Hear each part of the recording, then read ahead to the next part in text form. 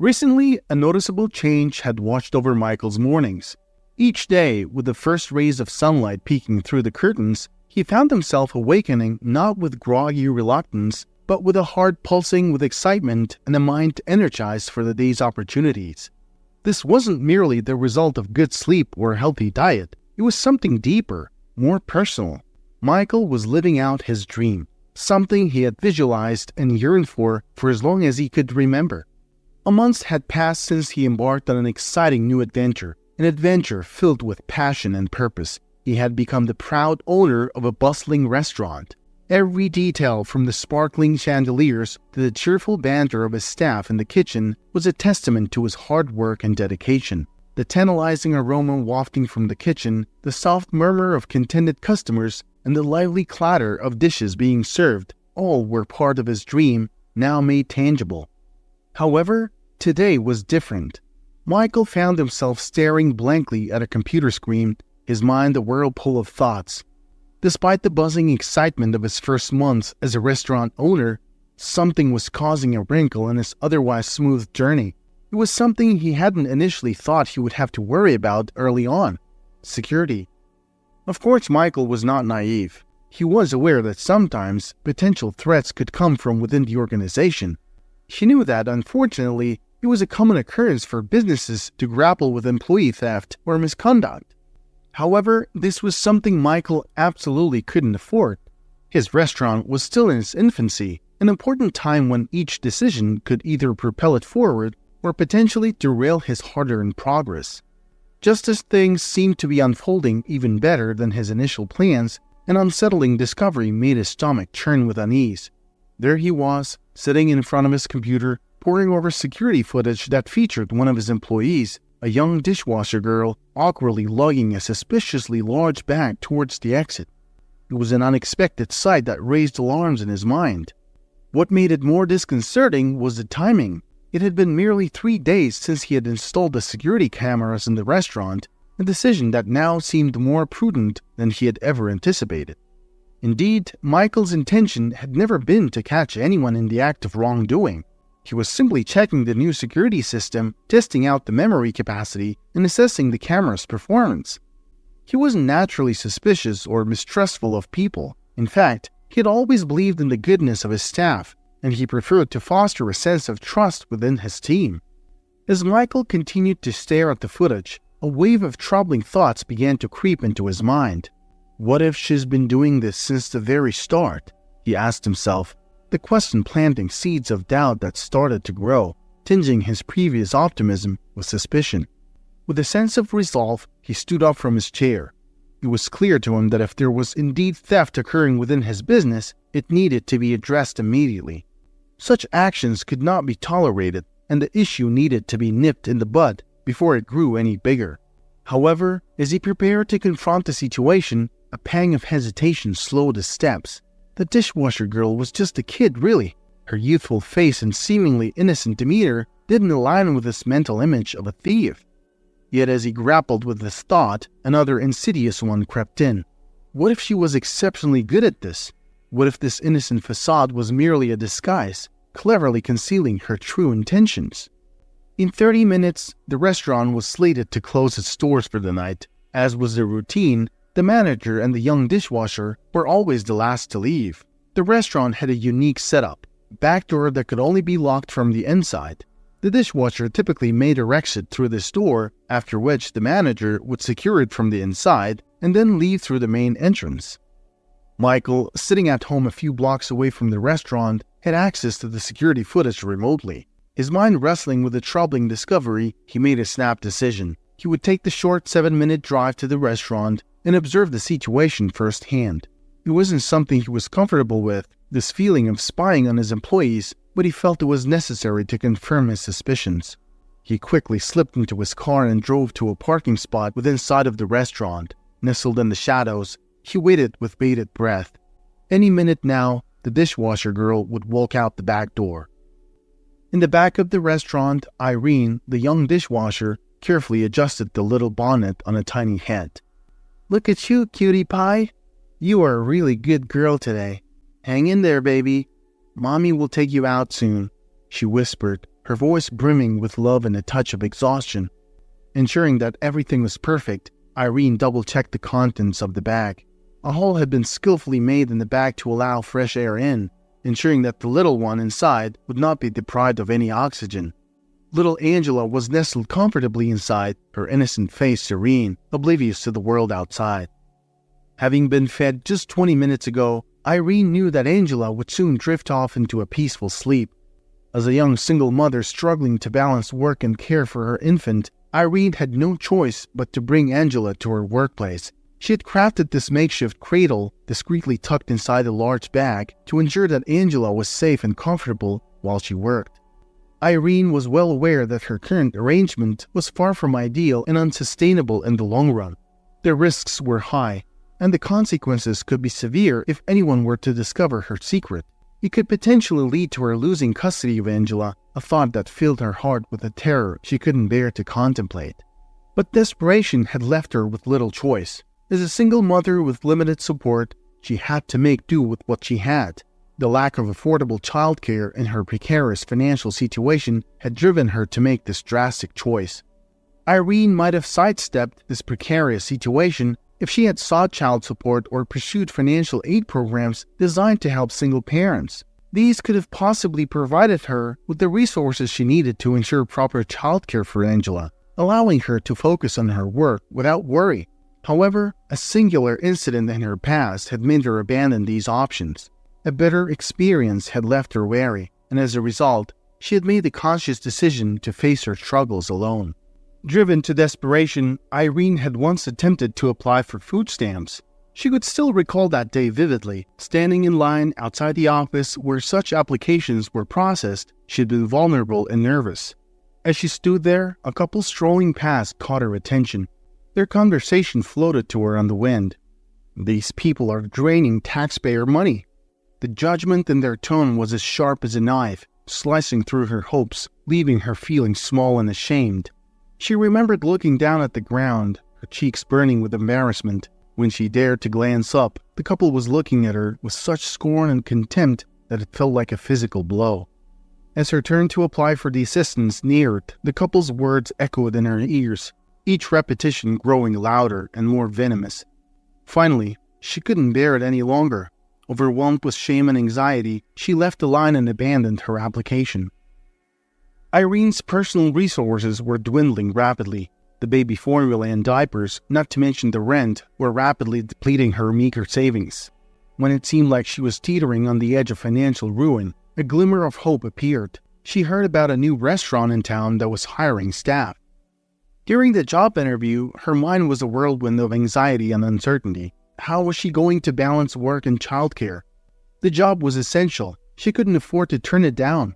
However, her childcare options were severely limited. Her next-door neighbor had been kind enough to offer babysitting services, but it was only for 2 days a week and came with the condition of Irene cleaning her house as compensation. The first time Irene laid eyes on the dishwashing area, a wild thought sparked in her mind.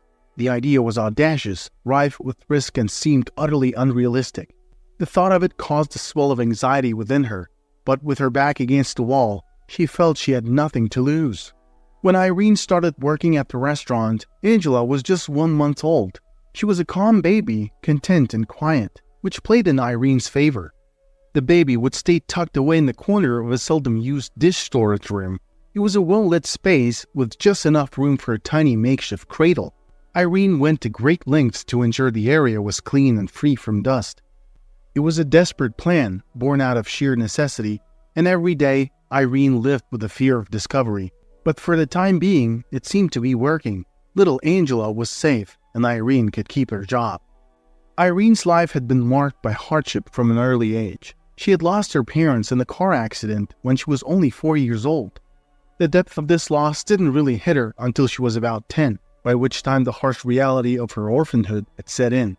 In the immediate aftermath of the tragedy, her grandmother, her mother's mother, had stepped in to care for her.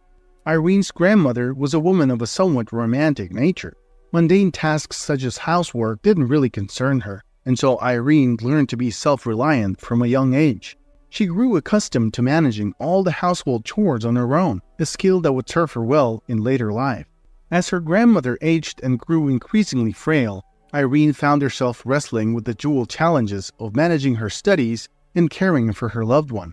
Fortunately, their neighbors, the Hatleys, were often a welcome presence, stepping in to provide care for the ailing elderly woman. Suffering from their own bouts of loneliness, they cherished the opportunity to engage with others. One afternoon, Mrs. Hatley approached their home, intending merely to enjoy a warm conversation with Irene's grandmother. She knocked on the door, but her greeting was met with only a feeble groan. Finding the front door locked, Mrs. Hatley navigated her way around the house and entered through the back door. What she discovered was alarming. Irene's grandmother was sprawled on the floor, having suffered a heart attack. Mrs. Hatley's timely intervention allowed her to swiftly dial for an ambulance, potentially saving the elderly woman's life. Irene's life continued. Falling in love with Andrew had been all too easy for her. She had been a naive young woman, craving the love and attention she had been starved of in her youth. Andrew had offered her a sense of belonging, an emotional connection she had desperately yearned for, given her lack of familial love at home. When her grandma passed away, she offered Andrew to move in with her. He was happy to accept the offer, but when she discovered she was pregnant and shared the news with Andrew, his reaction was the last thing she had expected. He disappeared. He stopped responding to her texts, ignored her calls, and never returned home. Irene was left alone, pregnant, and confused. She had loved Andrew, or at least she believed she had. In hindsight, she wasn't even sure what love truly was. She was still figuring it out. All she knew was that she had truly wanted to build a life with him, to raise their child together, but Andrew's disappearance shattered that dream. As weeks turned into a month and Andrew still didn't show up, reality started to sink in for Irene. She was pregnant and she would have to face this situation alone. It was a daunting realization, bringing with it a deep sense of betrayal and disappointment. She had made a significant mistake, trusted the wrong person, and now she was paying the price. In those challenging moments, Irene made a resolution. She decided she would never allow herself to be put in such a vulnerable position again. She would be stronger, wiser, and more cautious. Irene welcomed little Angela into the world. Everything was tranquil until one day, her grandmother's half-sister Brianna surfaced out of the blue after years of absence.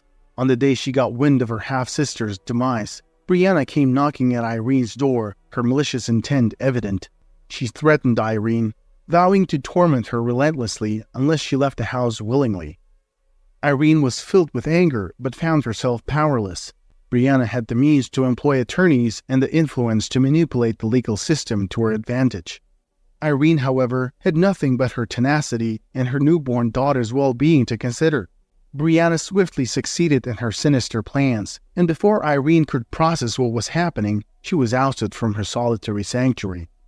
The Hatleys extended their protection to Irene, yet their goodwill was met with hostility from Brianna, who issued menacing threats, cautioning them to avoid meddling in others' affairs or face consequences. Despite this, the Hatleys remained benevolent, offering Irene the chance to stay with them temporarily. However, Irene was emotionally fraught. The sight of the house, the neighborhood, triggered too much pain. She had grown wary of it all, which ultimately drove her decision to relocate. Expressing her gratitude towards her kind neighbors, Irene left her old life behind and ventured off to a new locale. Her employment became her lifesaver. She received a weekly paycheck, which meant she didn't have to worry about their next meal. Irene gingerly placed the bag on the ground and secured the door. As she turned around, she found herself face to face with the restaurant's proprietor. The unexpected encounter made her gasp, and Michael regarded her with a stern look. "What's in the bag? It seems unusually large," Michael questioned, his tone suggesting suspicion of theft. Irene shielded the bag with her body. "It's not what you're thinking, sir. I haven't stolen anything." At this, Michael smirked, only to become serious a moment later. "So, what is it then?" "You have the opportunity to avoid police involvement right here and now." Irene exhaled a weary sigh. It seemed her plan had been short-lived, and to make matters worse, little Angela began to stir. She settled down, unzipped the bag, and Michael's breath hitched in shock. "What in the world? Is that your baby?" After a beat, he added, "Have you been bringing your baby to work?" Irene barely registered Michael's questions. She tenderly lifted the baby and cradled her in her arms. Michael looked the other way. He was clearly expecting something else entirely. "Aw, come on, man. I wish you were stealing instead," Michael lamented, looking at the little baby. "Why on earth were you bringing your baby to work? You could get me sued for that." Irene looked at Michael a bit frightened, and her eyes pleading. "I'm so sorry, sir. I just had no other choice." She waited a moment and continued. "Are you going to fire me?" What? No, I mean, I'm not certain yet. I'm not sure if that's..." Michael looked around, glancing at his wristwatch. "Listen, stand up. Do you need a lift home? Let's get out of here before people see us." "There's really no need. I live quite nearby, just a few blocks away." "All right, let me help you with your bag at least." Michael's suspicions collapsed totally. He was completely taken aback by the revelation that Irene had been bringing her baby to work.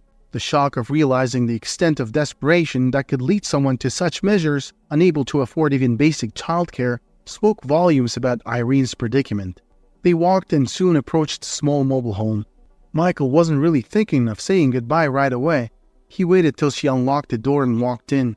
Irene took the baby and looked at Michael silently. "Thank you, sir. Thank you so much." "Hey, can I get a glass of water, please?" Michael interrupted quickly. "Sure. Will tap water be okay?" "I don't have bottled water." "It's okay. I'll take whatever you got."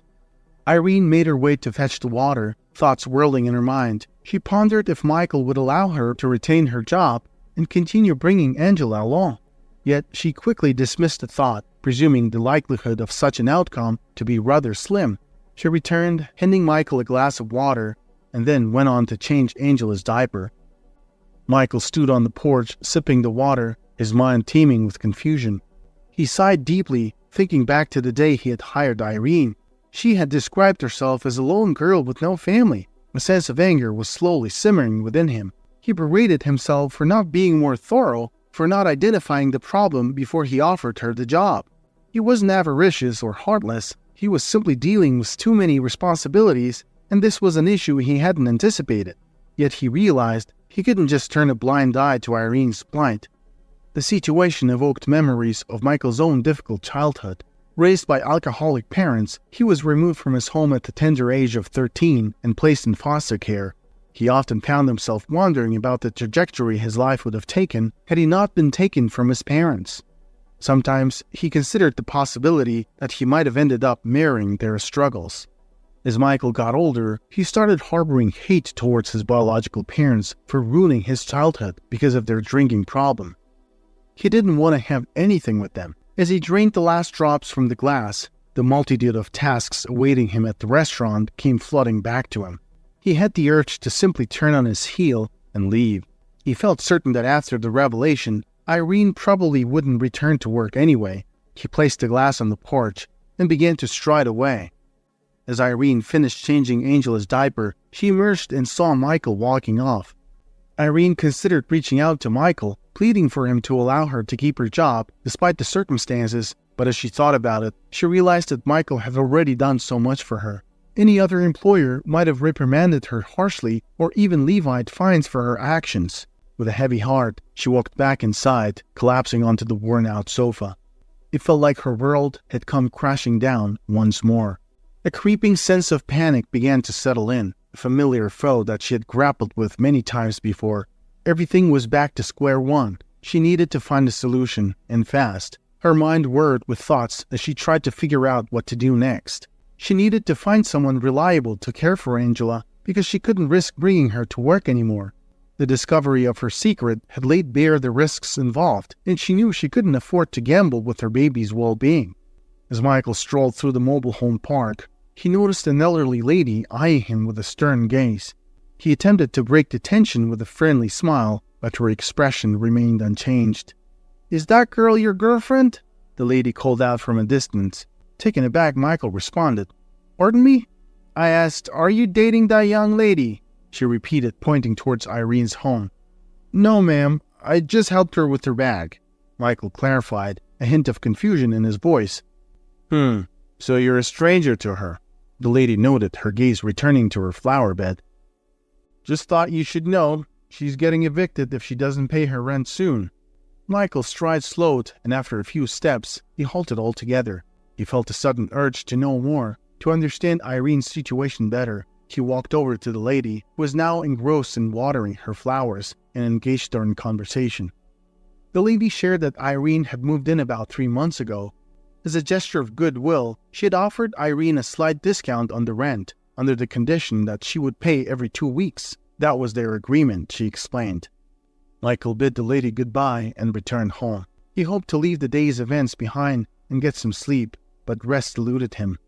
As he tossed and turned in bed, his thoughts kept returning to Irene and her plight. Eventually, he gave up trying to sleep. He rose from his bed and found himself checking the security footage again. As he fast-forwarded to the end of the previous day's footage, he saw Irene exiting the restaurant carrying her baby in a small plastic bag. She waited outside for nearly 20 minutes, puzzling Michael with her actions. Finally, a man appeared, shabbily dressed and sporting a backpack. He took the plastic bag from Irene and stowed it in his backpack. After a brief hug, they parted ways. The following day, Michael drove to Irene's home, hoping to speak with her. However, the house was empty. He then decided to speak with her landlord again. The landlord informed Michael that Irene had come by the previous night, hinting that she might be moving out soon. "I told her I have bills to pay too, and if she wants to leave, she needs to clear her remaining rent," the landlord relayed. "How much does she owe you?" Michael asked. $175 for this month. Next month's rent is $600, she replied. With this information, Michael headed back to the restaurant. He had a long day ahead of him filled with work. His immediate problem was the growing pile of dishes in the kitchen. Without Irene, he urgently needed to find someone to fill the dishwasher position. Uncertain of his next move, Michael made his way into the restaurant's kitchen. He was ready to roll up his sleeves and tackle the heap of dirty dishes himself. But to his surprise, he found Irene there, industriously washing away. The sight of her, back at work without her baby, left him momentarily speechless. The storeroom was slightly ajar, and it was evident that Irene's little one was not there. Michael cleared his throat, startling Irene in the process. She dropped the spoons she was cleaning into the sink with a clatter. "Hello, Mr. Barton?" she greeted, her tone subdued. "Hi, Irene. I see you're back," Michael responded, trying to hide his surprise. "Yes, I'm here," she affirmed, glancing around the kitchen. "My baby girl is with someone right now. I apologize again for everything." Turning her back to him, she resumed her dishwashing task.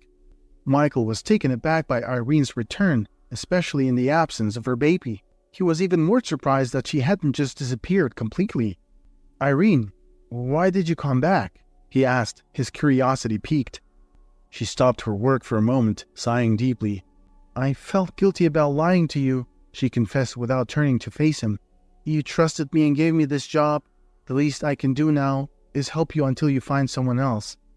"And your baby?" he ventured. "Where is she?" Irene seemed to tense at his question. After a brief hesitation, she revealed that a friend was taking care of her child for now.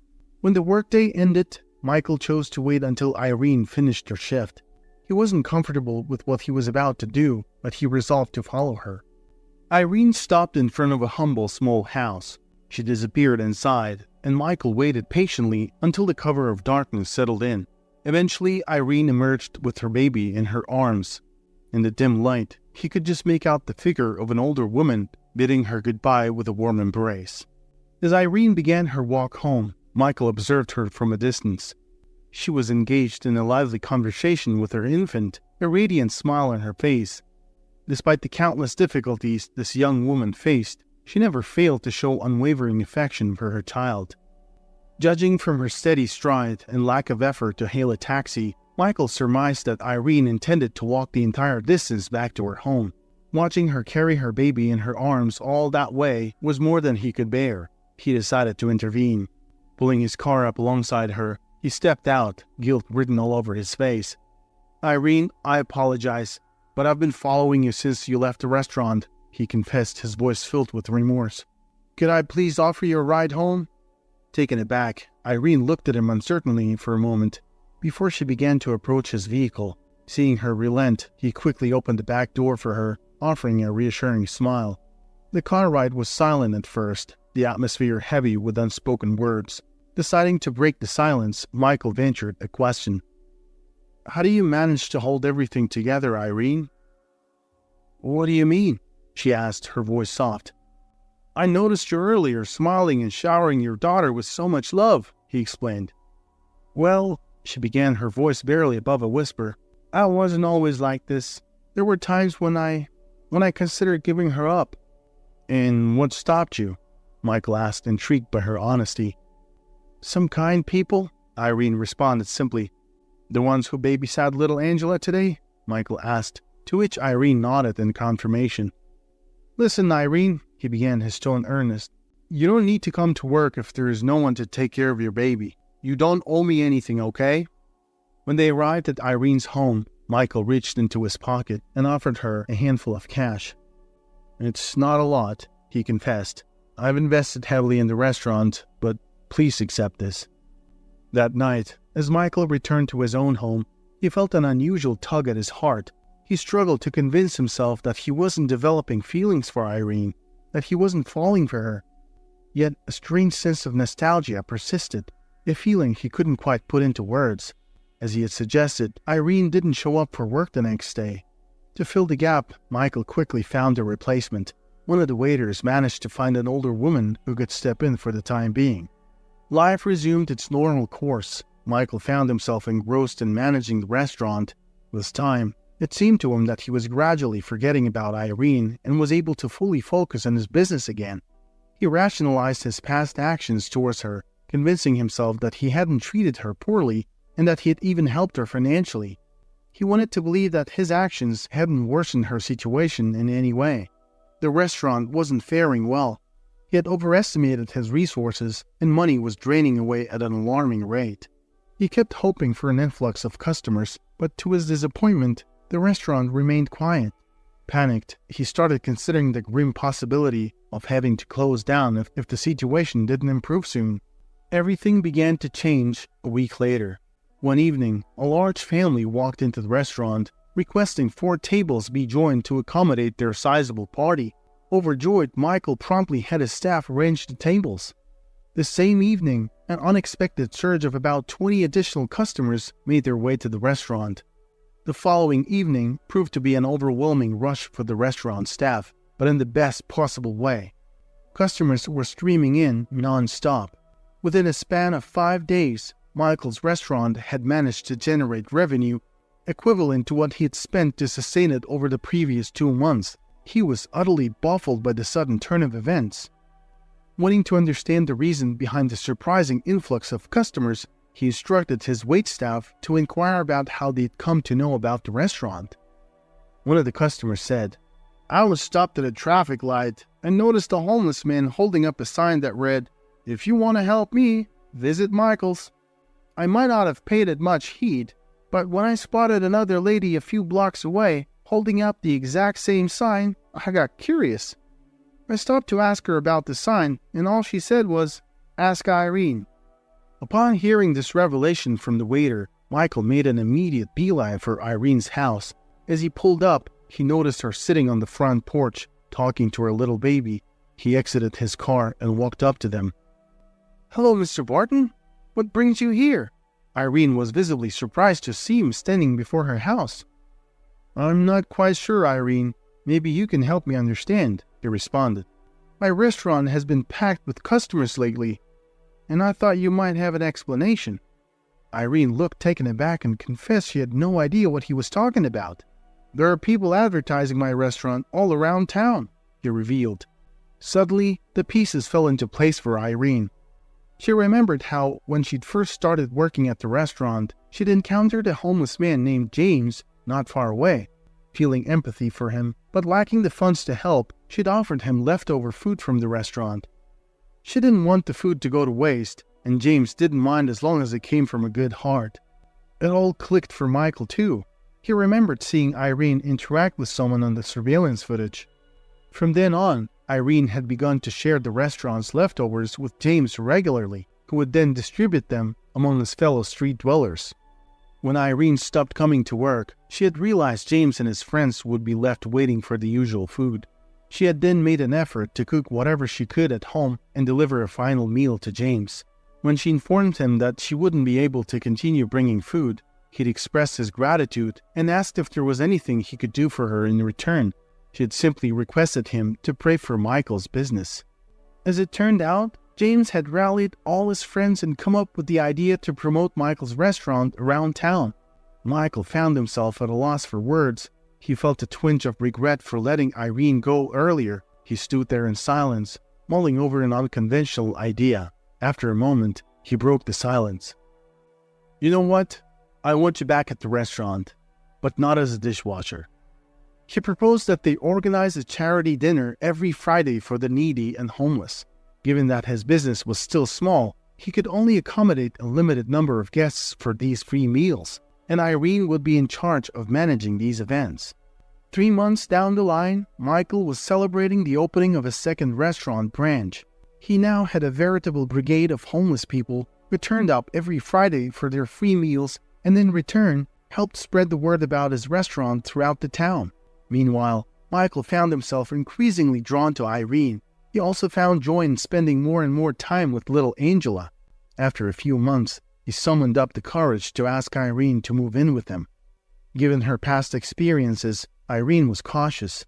She appreciated Michael's attentiveness, but her previous relationships made her hesitant about taking such a big step. There was an elderly couple, the Hatleys, who had often provided support to Irene after her grandmother's passing. For Irene, they were the only ones she trusted enough to seek advice from, so she arranged a dinner at her place, inviting Michael and the Hadleys. Arriving at Irene's house with a bouquet of flowers, Michael greeted her and took a seat at the table. Irene was busily setting the table and making last-minute preparations for the arrival of the Hadleys. As Irene was busying herself at the stove, there came a knock at the door. "Michael, could you please get that? I need to take the turkey out," she requested. Rising from his seat, Michael ambled towards the door and casually opened it. To his astonishment, standing there were his own parents.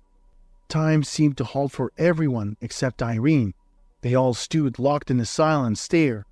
A few moments later, Irene emerged from the kitchen, a look of confusion playing on her face as she took in the scene. "Is everything all right?" she asked, her eyes darting from one shocked face to another. Michael stood, frozen in surprise, and stared at his parents, who he had not seen in years. His mother's eyes brimmed with unshed tears, while his father wore a stoic expression, his face lined with remorse and regret.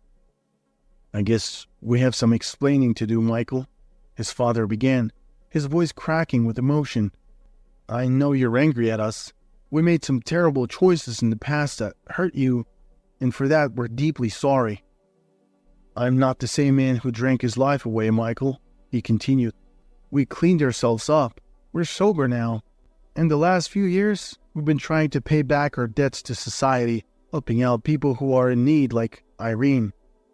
Irene watched the unfolding scene in a state of shock, her hands fumbling with the dish towel she'd been holding. Michael, the kind-hearted man she'd come to know and care for, had been the missing link in the Hatleys' life, and the Hatleys, the elderly couple she considered as her own family, were actually Michael's estranged parents. Michael's mother stepped forward, her voice trembling. "We understand if you're still angry, Michael, but we wanted to make amends. We didn't expect to find you here, but now that we have, we'd like to try to be a family again if you'd let us." The room was heavy with emotion. Michael swallowed hard, feeling a lump in his throat.